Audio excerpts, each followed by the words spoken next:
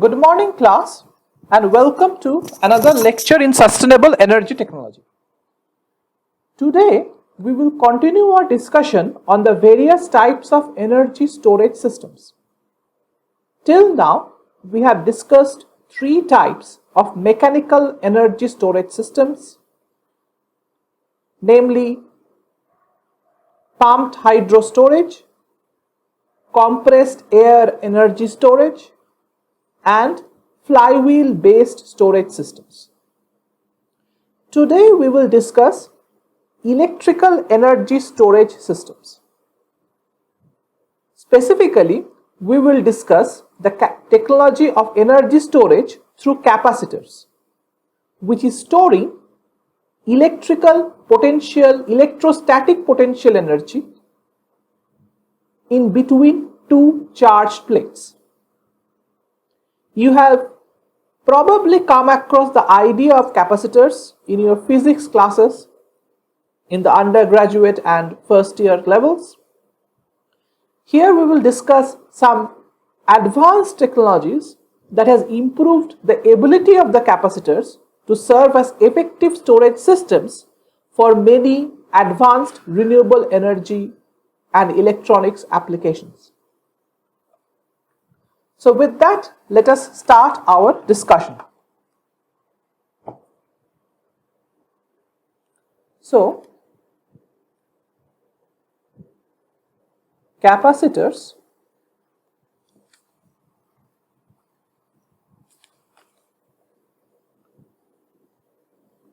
store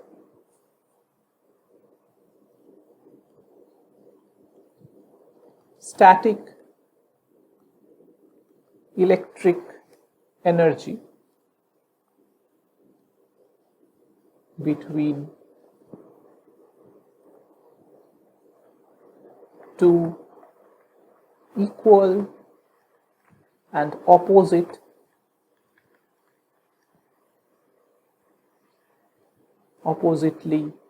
charged plates.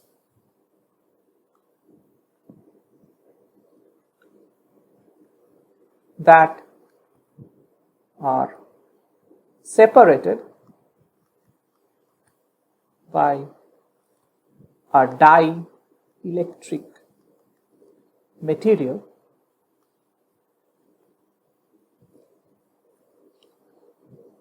that prevents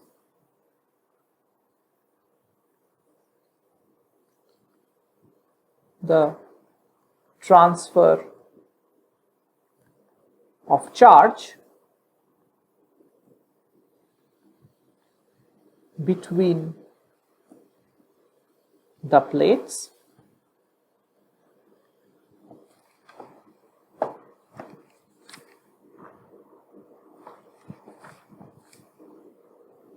and maintain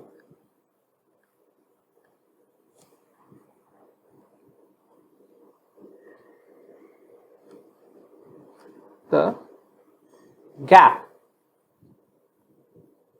between the plates. So basically you have two charged, sorry about this,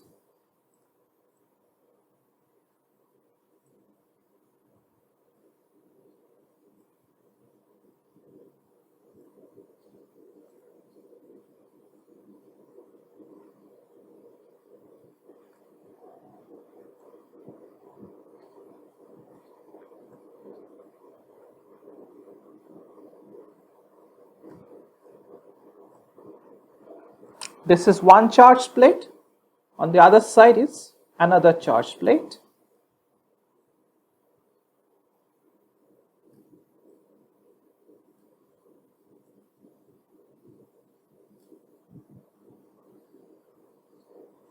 These are the electrical leads on other side, and in between we have the dielectric material. So for example,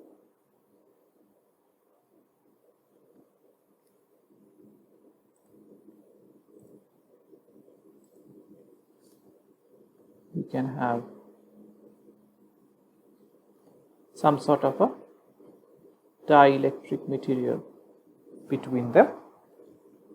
This side is positively charged and this side is negatively charged. So because of the positive charge, you have positive charges on this side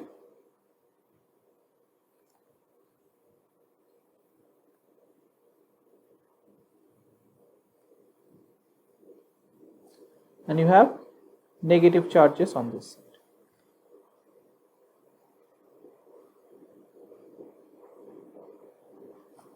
Okay.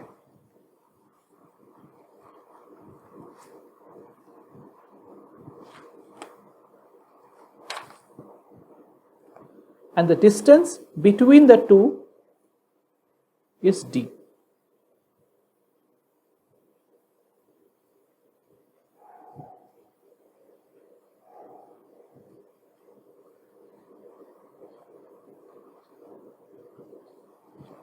All right.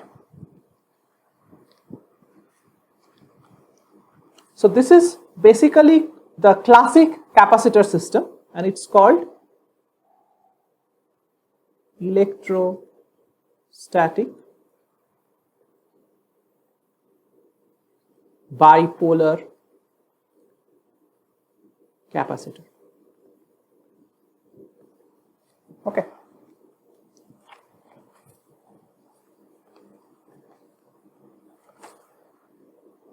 This is the positively charged plate called the anode, and this is the negatively charged plate called the cathode. Fine. This here is the dielectric material.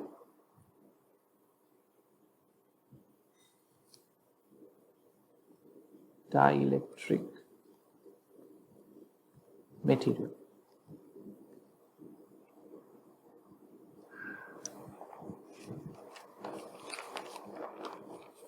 So typical dielectric materials are like polyethylene separator. Its task is to prevent the positive charge and the negative charge to travel between this gap area and hence neutralize the charges. It also helps to keep the two plates from coming towards each other, because as you know, positive and negative charges attract. Okay, so it provides structural stability as well as a resistance that stops the charges from transporting from one side to the other side. Okay, so when the leads are like this, positive and negative charges are getting accumulated here up to a certain point, and when we want to discharge the capacitor, we are basically connecting the both sides so that the positive and negative charge can flow and work can be extracted from the capacitor system.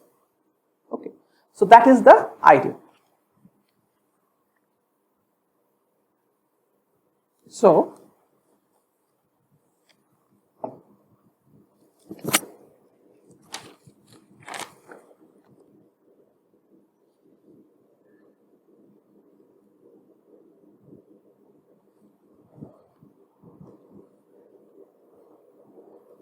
the electrical energy that can be stored in a capacitor is given by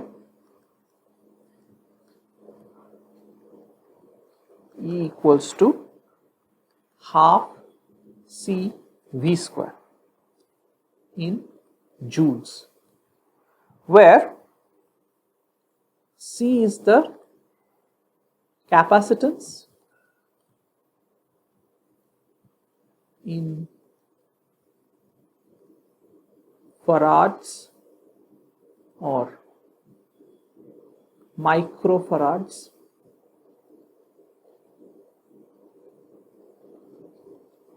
Okay, and V is the applied voltage in volts. So 1 farad equals to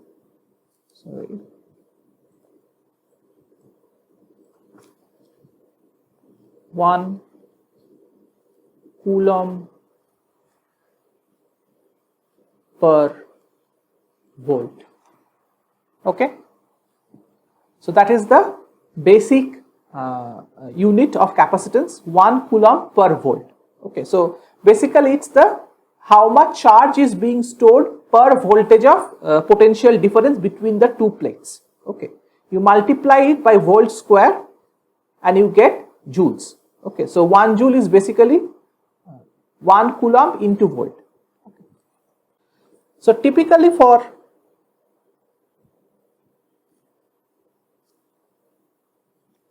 traditional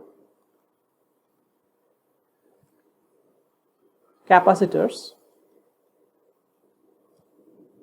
C is of the order of 1 to 100 microfarad. Okay, this is mu farad, microfarad. So 1 microfarad equals to 10 to the power minus 6 farads.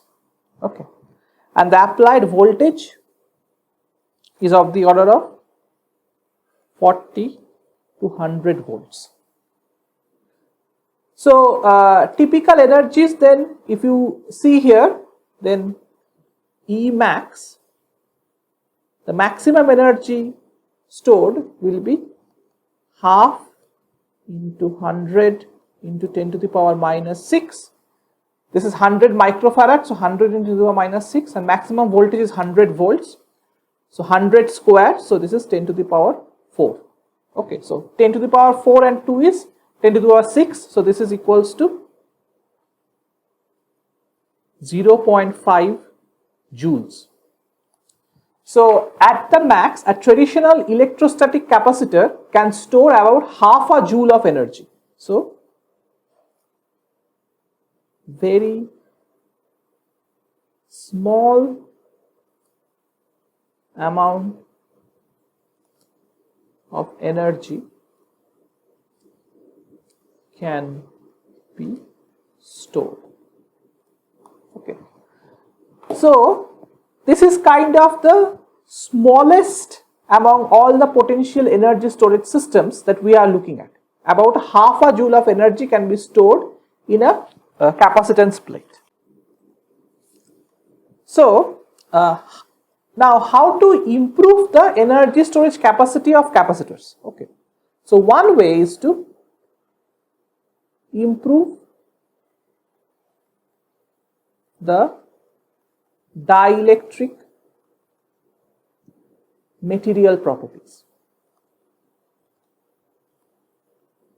so that the capacitance C increases.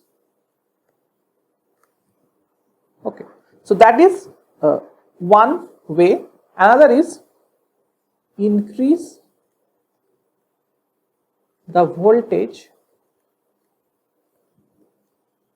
that can be sustained across a dielectric material. So these are the two options. Okay, so improving the capacitance of your dielectric material will increase the energy stored, and increasing the amount of voltage that can be sustained across a dielectric material before the dielectric breakdown happens and the charges start flowing, that will also increase the energy storage material, amount of energy stored across a capacitance plate.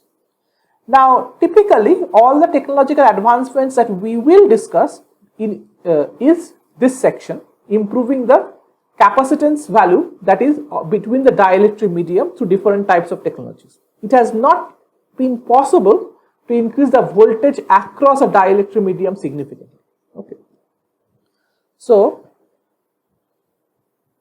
the capacitance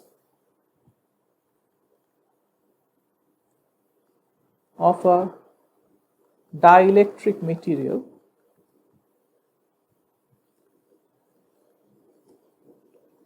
is given by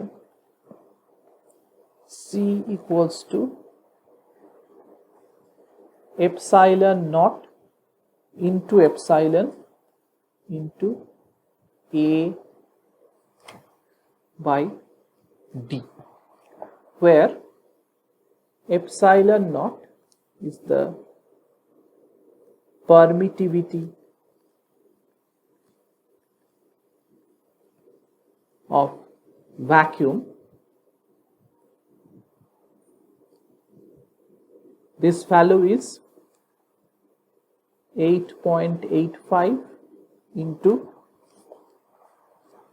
10 to the power minus 12 farad per meter. Okay. Epsilon is the relative dielectric constant of the material.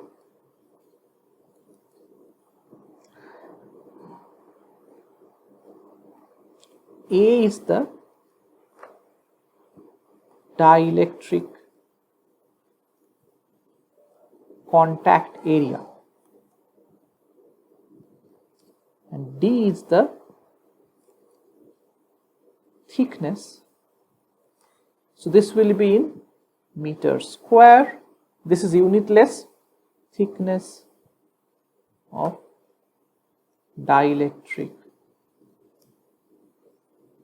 material in meters. Okay. So epsilon naught is a constant, it's the permittivity of vacuum. Epsilon is a relative dielectric constant of the material, so it determines primarily the fundamental capacitance amount that this material will have. Okay.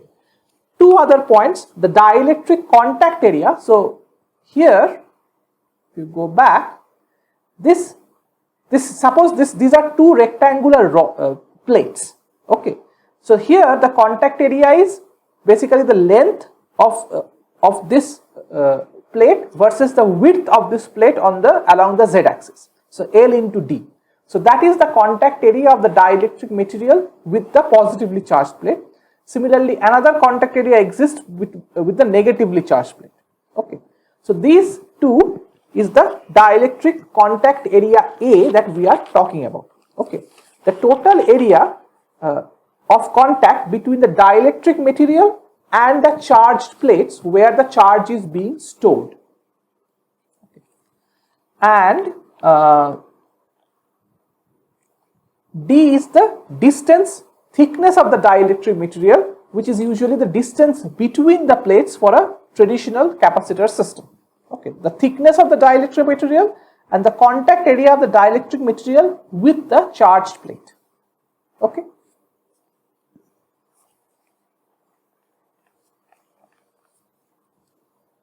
So, if in order to increase the capacitance of your system, you either have to increase the dielectric contact area A or you have to increase the relative dielectric constant epsilon of the material and decrease the thickness D of the dielectric material. That is, decrease the thickness of the material in between the two charges.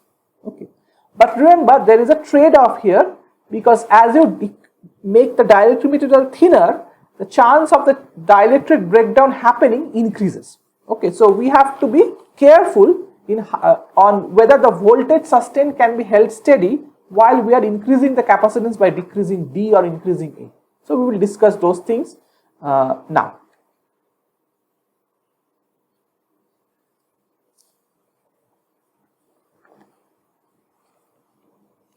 So in the next class, we will discuss two types of capacitors, the electrolytic capacitors and the supercapacitors, which work on this capacitance constant C to increase the energy stored, storage capacity of capacitance systems. Okay.